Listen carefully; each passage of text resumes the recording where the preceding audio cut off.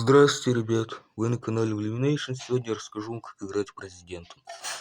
Президент это довольно интересная карточная игра с очками.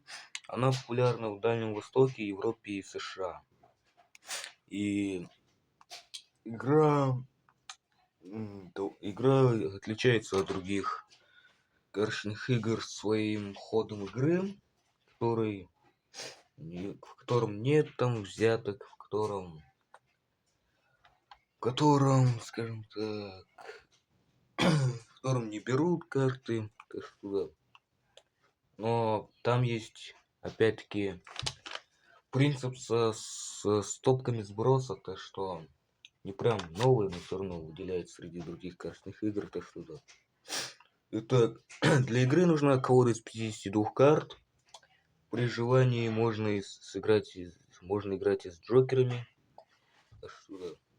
И я, кстати, играю с джокерами, потому что с ними у игроков втроем будет равное количество карт. Итак, старшинство карт. Старшинство карт это тройка, четверка, пятерка, шестерка, семерка, восьмерка, девятка, десятка, валет, дама, король, туз и двойка. Ну и если играть с джокерами, то тогда джокер является самой старшей картой. Это значит, что тройки это самые младшие карты, а двойки без джокеров это самые старшие карты. Хотя обычно они самые младшие, но это особенность игры. Шкода. Итак,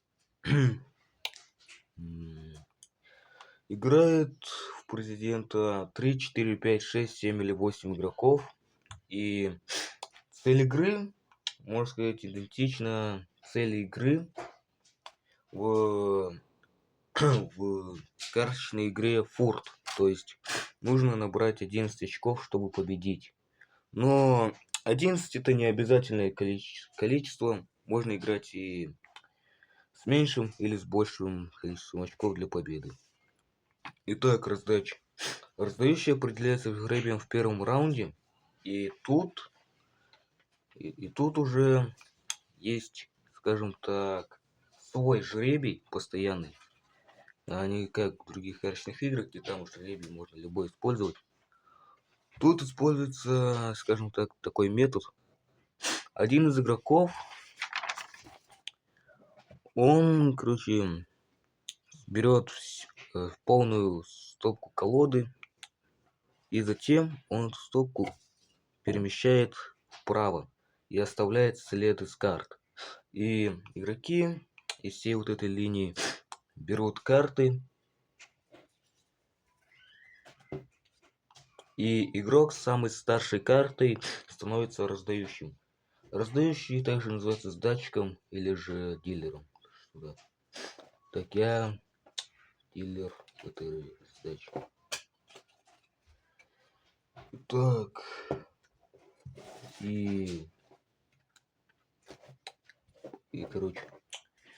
так определяется сдатчик. Он потом раздает каждому игроку все карты из колоды по одной за раз. И если играет втроем, то у всех игроков будет 18 карт. Но такое количество карт изменяется в зависимости от количества игроков. И еще часто бывает такое, что у некоторых игроков будет больше карт, а у других меньше. Это нормально. Правда, как по мне, лучше играть с равным количеством карт, потому что так, как по мне, так правильнее.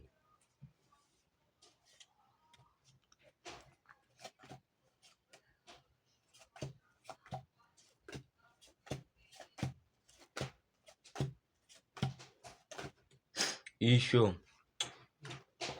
при желании можете раздавать не по одной карте, а, не знаю, там по 3, по 2, не знаю, даже по 4. Так что, если вы там спешите или хотите быстро играть, то что да. И, раздавать по одной карте, это, скажем так, самый распространенное количество.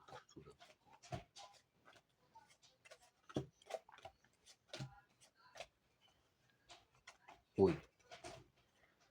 Ща, пойдите-ка. Так.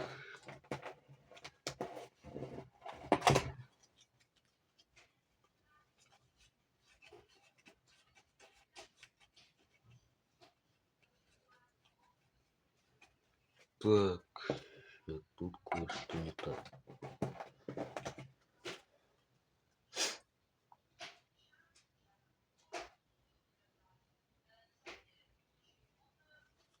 Так.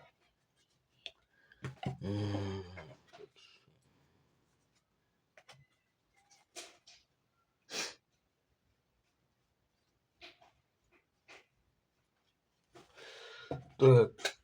Все. Я закончил с раздачей. Извиняюсь, что она была слишком долгой. Уже 6 минут прошло. Почти. Так что да, извиняюсь за это. Итак, после раздачи начинается ход игры.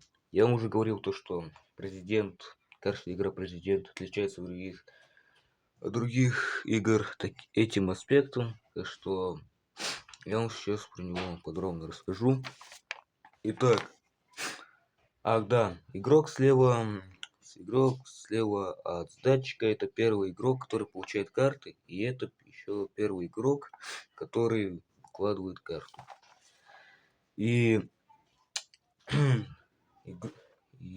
игроки потом ходят по часовой стрелке, отвечают картами постарше, но карты младше или с одинаковым достоинством нельзя вложить. Но можно вложить карты любой масти, так что масть в этой игре не имеет значения.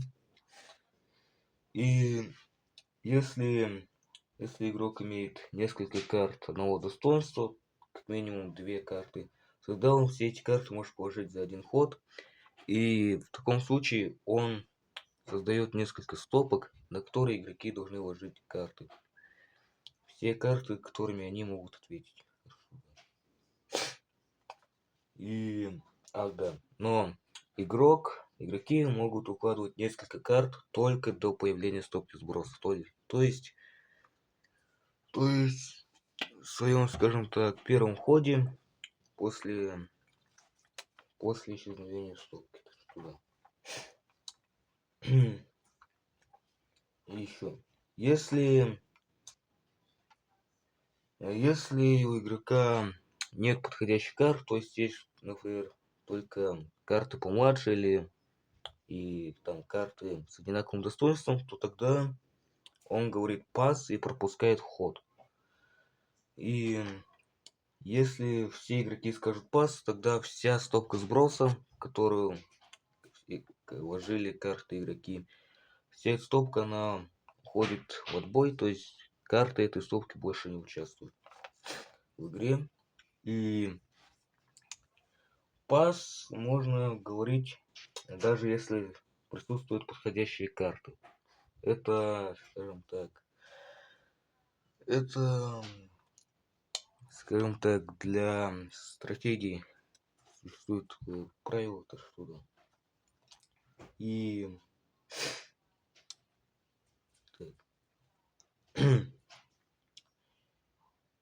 вот. Еще. Если положили самые старшие карты в стопку, то есть либо двойку, либо джокера, тогда уже, даже если игроки не сказали пас, тогда в таком случае стопка все равно убирается, потому что игроки все равно не смогут ничего положить, то что. Итак, раунд идет до тех пор, пока не останется один игрок с картами. Игрок, который избавился от всех карт, он, скажем так, получает преимущество, то есть я вам чуть позже расскажу, что за преимущество.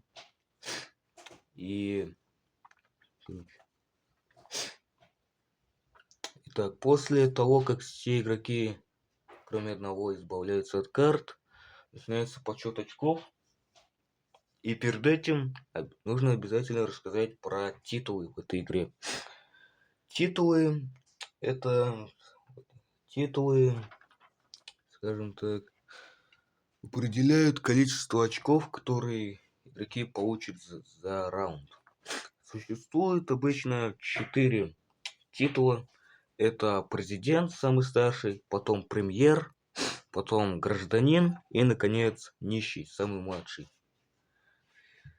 И да, то есть нищий, кстати, еще нищий становится сдатчиком в следующем раунде, и после раздачи он обязан отдать свою самую старшую карту президенту, а президент взамен дает ему самую свою младшую карту, хотя может и дать любую другую карту на его усмотрение.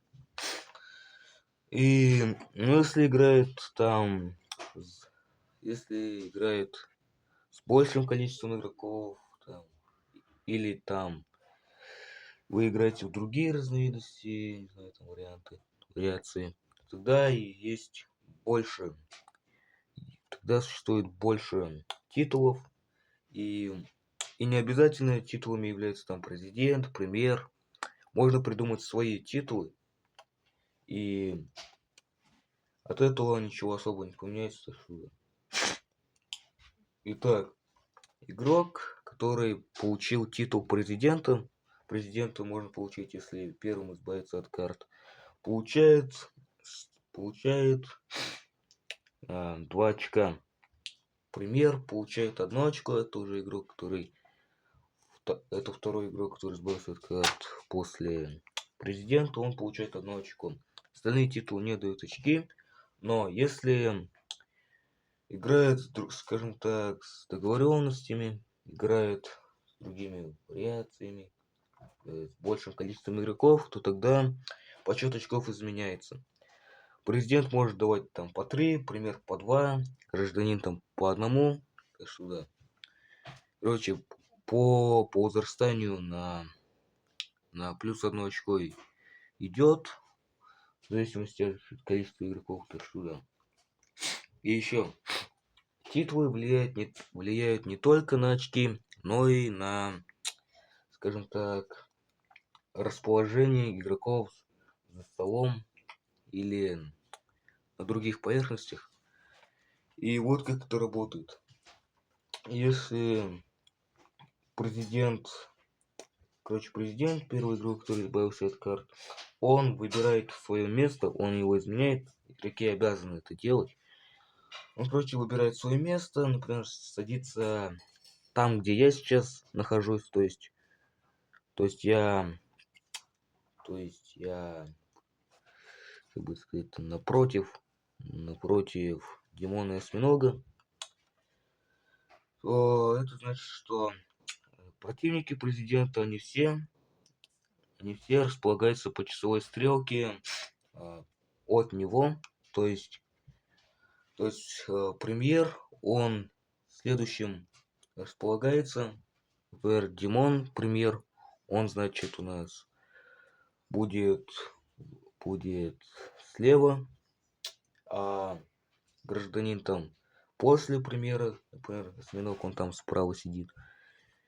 Ну и нищий, последний игрок, который занимает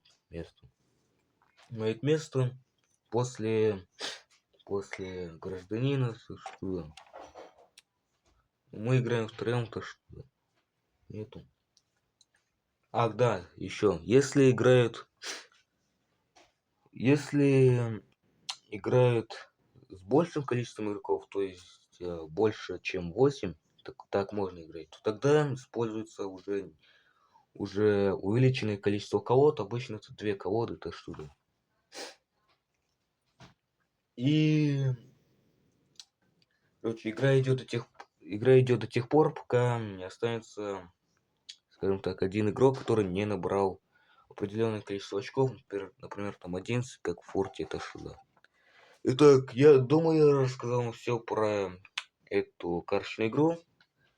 И надеюсь, вам понравилось видео, надеюсь, вы поняли, как играть президента. Ну а на этом я заканчиваю видео. Надеюсь, вы поняли, почему эта игра выделяется среди других своим ходом игры. На этом я заканчиваю видео. Всем пока.